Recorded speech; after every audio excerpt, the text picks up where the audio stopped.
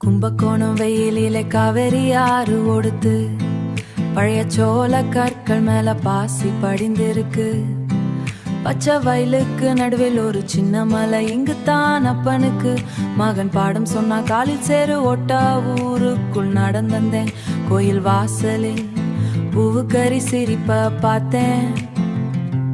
மஞ்சள் கயிறு கட்டின மக்கள் கூட்டம், உள்ளே சுவாமி காத்திருக்காருன்னு சொல்றாங்க. சுவாமிநாதா சுவாமி, நீங்க யாருக்கு குரு? தந்தை மடியில் அமர்ந்த சின்ன குழந்தாய், பிரணவ பொருளை மெல்லா காத்துல சொன்னீங்க. ஓ எனும் ராக ராசிய பொருள் விஸ்டம் இங்கேதான் கிடைத்தான், கிடைக்கும்னு நம்பிக்கை.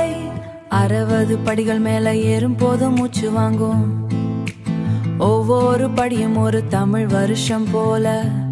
அக்ஷய முதல் க்ஷய வரை வரிசையாக வாழ்க்கையின் கணக்கு இந்த கற்களில் இருக்கு. கீழே இருந்து பார்த்தால் உச்சி தெரியல, ஆன மேல போன எல்லாமே தெரியுது. குழந்தைக அவந்த முருகன் நிற்கிறன், படியெல்லாம் பிச்சி பூவாசம் அடிக்குது. சுவாமிநாதா சுவாமி, நீங்க யாருக்கு குரு? தந்தை மடியில் அமர்ந்த சின்ன குழந்தாய்,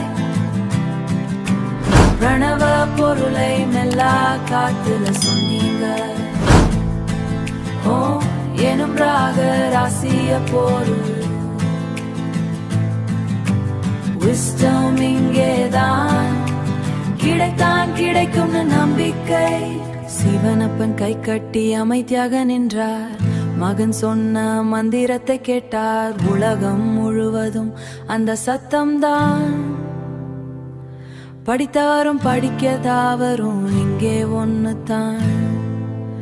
கல்வி தருவ என்று மக்கள் வேண்டுறாங்க, வெள்ளி திருவச்சியில் விளக்கு எரியுது.